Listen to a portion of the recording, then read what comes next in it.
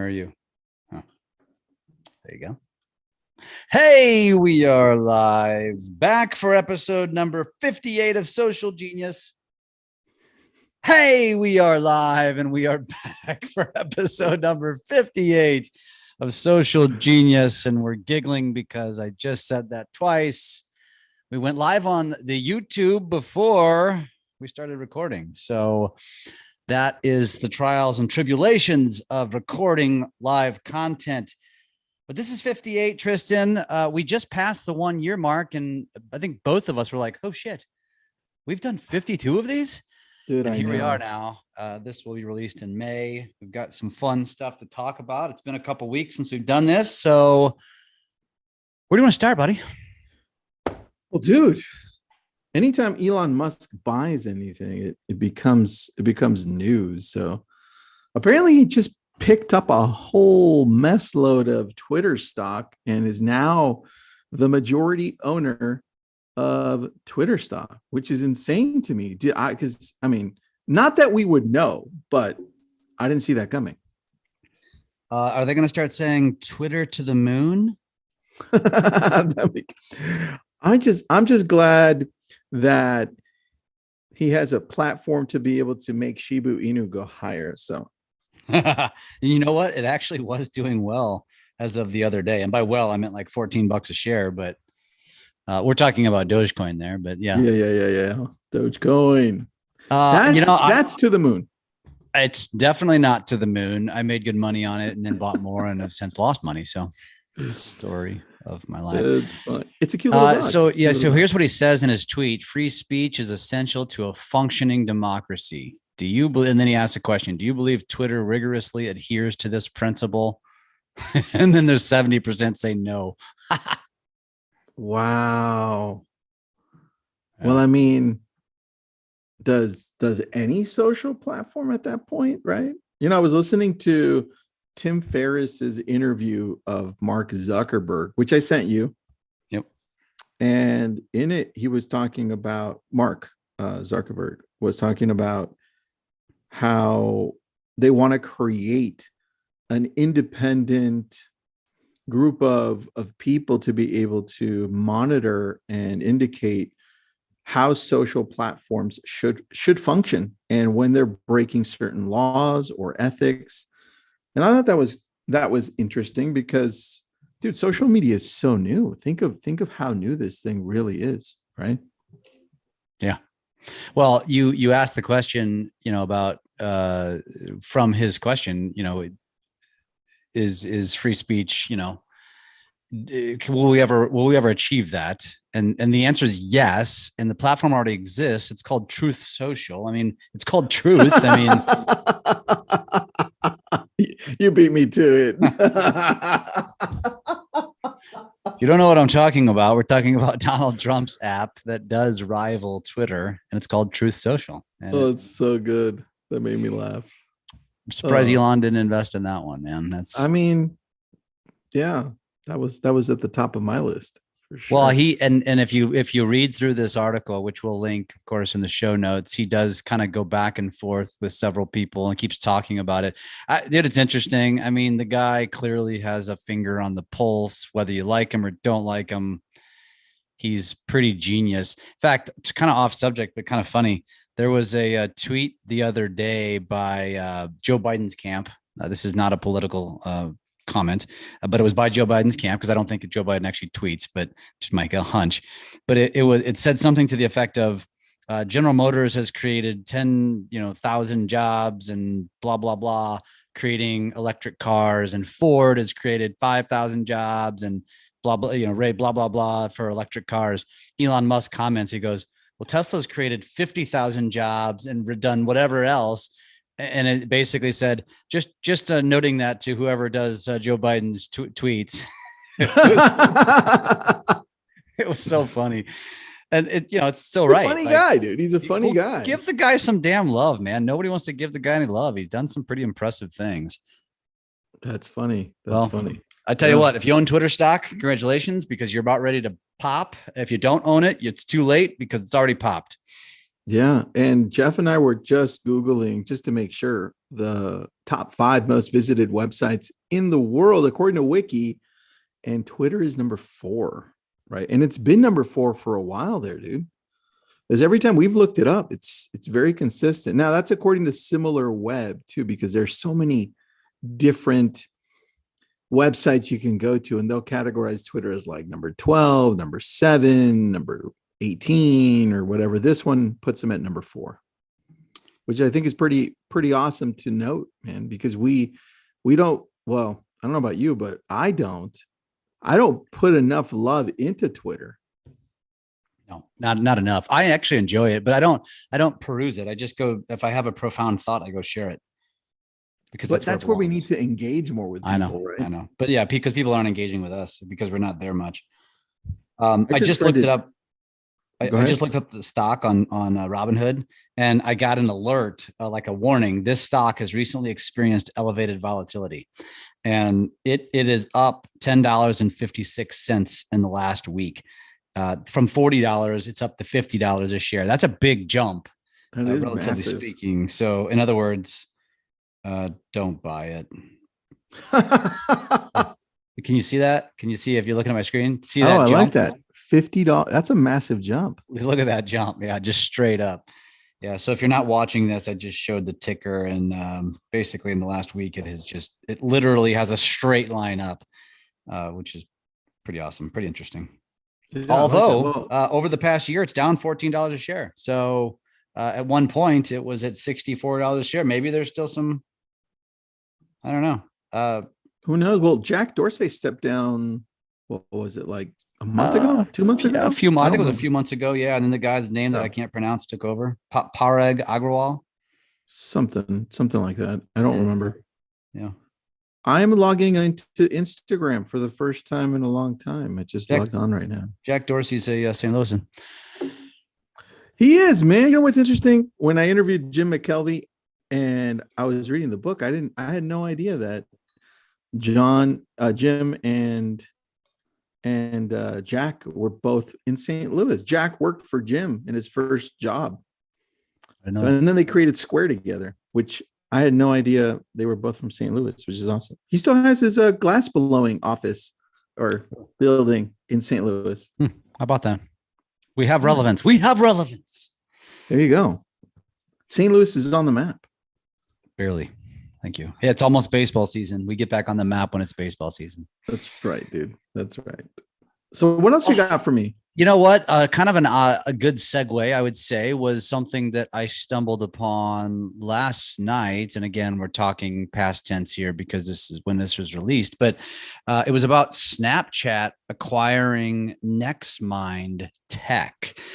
So we're talking about something that kind of resembles an Oculus, except it has these nodes or sensors that are basically designed to guess or know what you're thinking and what your next kind of thought or move is. And it's what do they call it? It's non-invasive brain. It's a non-invasive brain computer interface.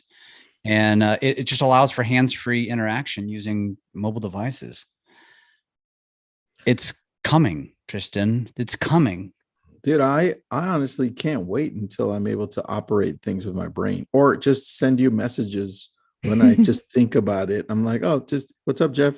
Did we forget to do that? And it just goes to your brain. It could be bad though, because it could be, you're thinking bad thoughts about someone. And then if they share, because the first thought is, am I going to be able to read people's minds? And the answer is no. But this contraption, this device is going to be reading your mind. I have no idea how that works exactly. Well, dude, I mean, we were talking about Elon Musk, but didn't he invest in a company or didn't he create a company called Neuralink? And Neuralink is already the company that's investing in working with tech being built into your brain, so your brain can work with that piece of tech, whatever it looks like. And it looks like the first thing they're tackling is really those. I don't even know how we're talking about this stuff, but the first thing they're tackling is those people that lost bodily function, like arm. They can't move their arms. They can't move their legs. Mhm. So they want to connect through like this little piece of tech that they add to your spinal cord to reconnect that signal so that you can move your hands and you can move your legs. That's what they're working on, which is to me is absolutely insane and in a beautiful way. I agree. Yeah. I think this will probably have some sort of an impact on Alzheimer's and memory, that sort of thing.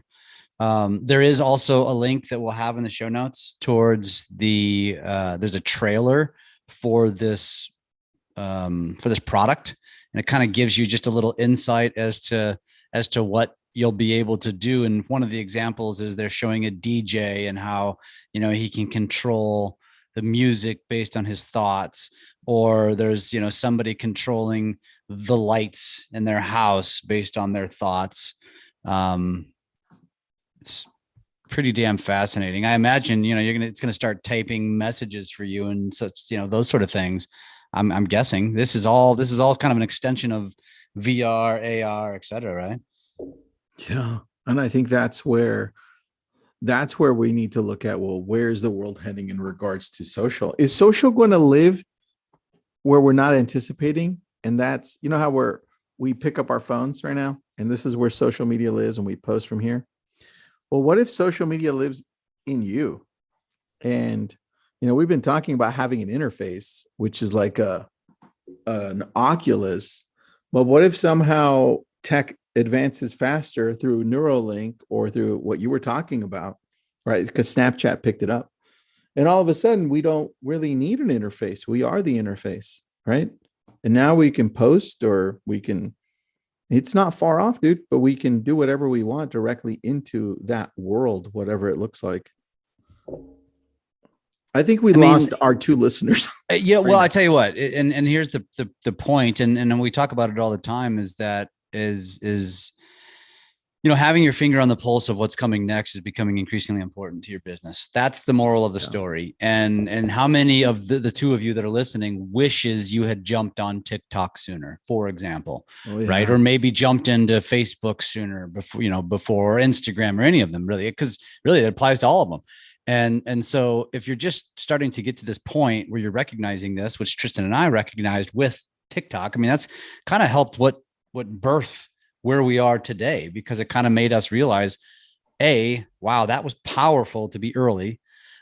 Two, look how fast things are changing.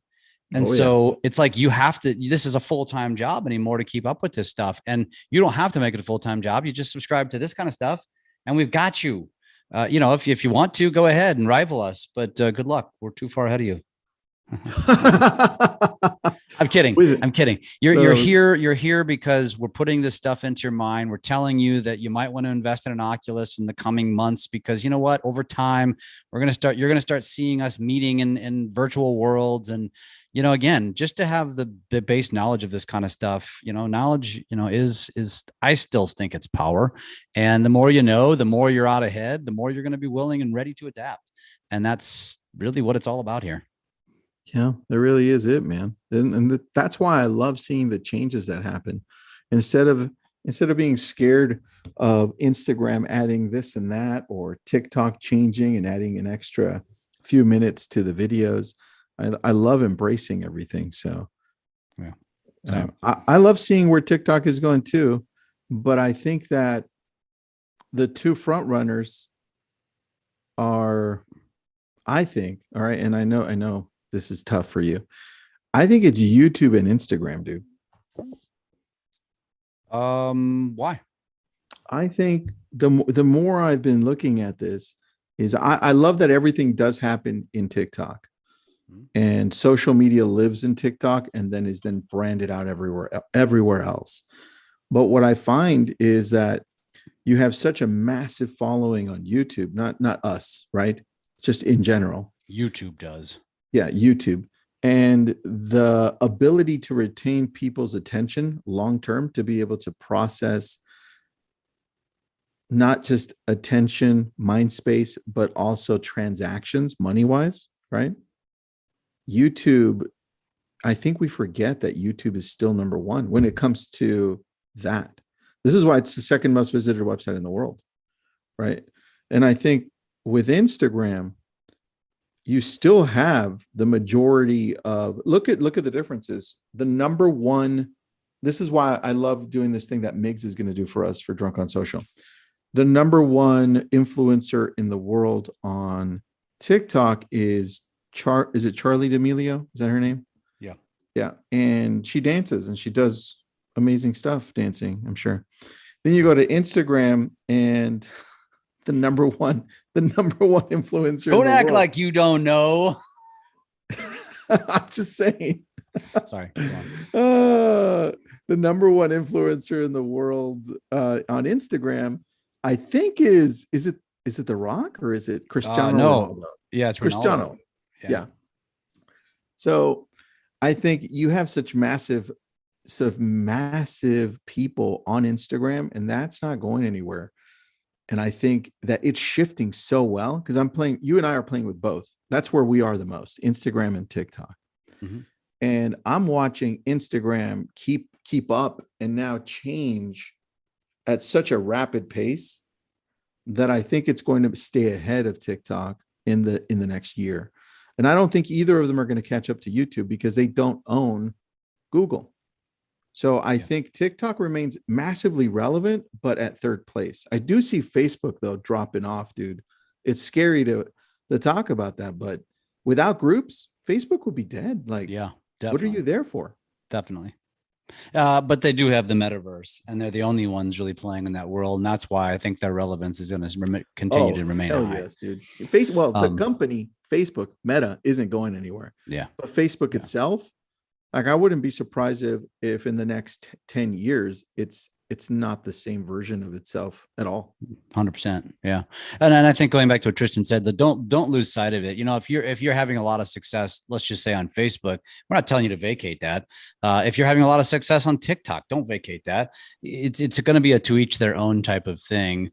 I don't know that YouTube for sure is the leader in the clubhouse and probably will never be copied in terms of monetization, but I don't think YouTube is going to be as relevant to the masses because I think it's the top 2%. And I think, you know, like we always talk about with TikTok, you have an opportunity to gain more eyeballs quicker because the way the algorithm is set up, whereas Instagram's is not. And so for most, it's very difficult to grow on Instagram. And so it frustrates them. I don't disagree. It's a freaking awesome platform. It's going to be massively relevant forever. But until they figure out how to actually be a trendsetter and not just a R&Der, I think they're just going to stay in the same vein. I just don't think they're going to be that far ahead, in my opinion. But, you know, that's the beauty of this stuff. We don't really know. We're just giving opinions, you know. We're just throwing out crap. Hopefully you believe some of the stuff we're telling you. I think you should be everywhere, to be honest with you. And I think I agree with you should build your strategy to be able to do that more efficiently. That should be your goal with your social media, is to scale to that. Not tonight, not overnight, not tomorrow, but, you know, scale to it. Scale to where you're creating the content that can be cross-posted across multiple channels, and you have a presence everywhere. It just increases your reach. So yeah, that's true, man. Because you never know. You know what's interesting on that? And I know we're going off on a tangent. Yeah. But when I post to TikTok, Instagram, Facebook, and I'll give you an example. I just did it over the weekend. It was a video about that guy who was saying real estate agents have, like, it's so flexible to be a real estate agent. Oh yeah. You're laughing at him. Yeah, I was laughing at him because it's hilarious. So it did really well on Facebook Reels, right? It sucked on TikTok, and it did okay on Instagram, right? And I haven't posted it on YouTube Shorts yet. But Define did well. On Reels, I think I'm at 4,000 views, and Facebook? I posted it late. Yeah, on Facebook Reels. Yeah. Instagram Reels is like 1,600, and TikTok's like 300 or less. That's still good, though. I mean, when you think about it comparatively, it's hard to get. It's almost impossible to get 1,000 views on a video anymore, unless you're doing a reel. And that's the reality. And if you do reels consistently, you're getting 1,000 views consistently. And it's the power of using the right tools. And that's the thing. So TikTok, you're going to muddy along at 200, 300, 500, 600, 50,000. and that's what you're not getting on Reels. I think I had it pop once, and otherwise I've never popped like that. I'll pop for 2, 3, 4,000, and literally it happens in a snap of a finger, and then it just dies. Whereas my TikToks just continue to grow. I mean, I'm getting likes on stuff that it's getting brought back from 6 months ago. Dude. That doesn't happen on Instagram and Facebook. And so that's just where TikTok, in my opinion, just the algorithm's just more flexible for whatever reason. I don't know why they don't mimic that, because that attracts creators. Creators want that hit of dopamine, and that hit is a lot of views, a lot of engagement. And I don't get it. But let's get back down to earth and cover one more topic, which you wanted to talk about, which was Instagram updating its Reels editing tools. So another segue, if you will. Yeah. But this is good. This is good. They're advancing. So tell us more. They're advancing. I love that. So Instagram just added this simple feature to be able to edit your Reels, but just to rearrange the little video segments that you do. So let's say you shot the video, not like Jeff and I do on our phones, but you shot it on Reels and you shot it in little increments. So you can now go back and rearrange which one you want first, which one you want second, which is kind of getting to where TikTok is at. And I still think TikTok has the best editing features, hands down, off any social outlet. But it's nice to see that Instagram is keeping up somewhat, which is nice. Somewhat keyword. And I will add a couple of things about TikTok too, because they're on my list to shoot videos about. TikTok's adding a new GIF library, which which by the way was interesting, because as I was doing this article, it got me thinking, how do you pronounce it? So I literally Googled how do you pronounce it, which then sent me down a complete rabbit hole of a history of how do you pronounce GIF or GIF. And I'm actually doing a video on this because I was so fascinated by it. The answer is, it's up to you to decide. One of the founders, though, he chose the name and then he would correlate it to the peanut butter. And so he says it's GIF, but since then, the company Jiffy, whatever you want to call them, Barack Obama, some big publications have all come out and said, no, it's GIF. It should be a hard G, not a soft G. Anyway, totally off basis there, but TikTok GIFs, I'm going to go with GIF, that's going to be expanding. Another thing they're adding, which I'm not sure if you've heard about this, is they're adding a watch history. So you know how you'll go watch a video and then you start scrolling, or it resets your feed and you're like, shit, I can't find what I just watched. Now TikTok is going to be adding a watch history feature to their platform. Dude. So you can more easily go find some of that stuff that you may have forgotten to favorite or engage with. It's interesting. Another new feature. They haven't dropped an official announcement about when it's coming out yet, but it's coming. I love that, dude. Yeah. I really like that, because now what I'm feeling is that they're hold on, dude, look where the copying is coming from now. All of a sudden the copying is coming from TikTok. Yeah. Right. They extended their videos to 10 minutes. Yeah. Right. And they started doing stories. Right. So now first they copied YouTube. Now still haven't figured that one out yet, but yeah. Yeah. And dude, just try it. It doesn't mess your grid out at all. I already tried it. Yeah, but if I post something to my story, it doesn't go to my feed.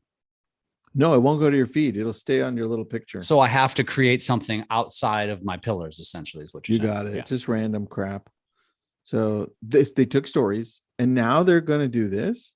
That's like a YouTube thing, dude. Yeah. So they're taking all of the things that they think already work at a high level from these. And notice how they're not taking anything from Facebook.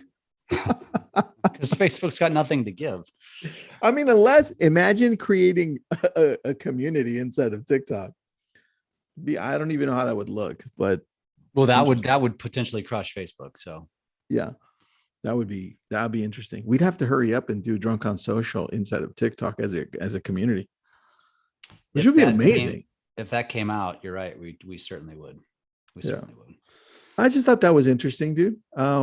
I like where they're going now. Not only are they being very, very innovative with the items that they're releasing, right? But they're also borrowing what's working from other companies, which is kind of cool. It's kind of cool to see that. I like it, man. I like it. The last thing we'll say here, if you've listened this far, thank you. And are you a part of our coaching? Do you want to get more intimate with us? So we do provide some group coaching, which is relatively affordable, I would say, $199 a month. We do 2 coaching calls a month.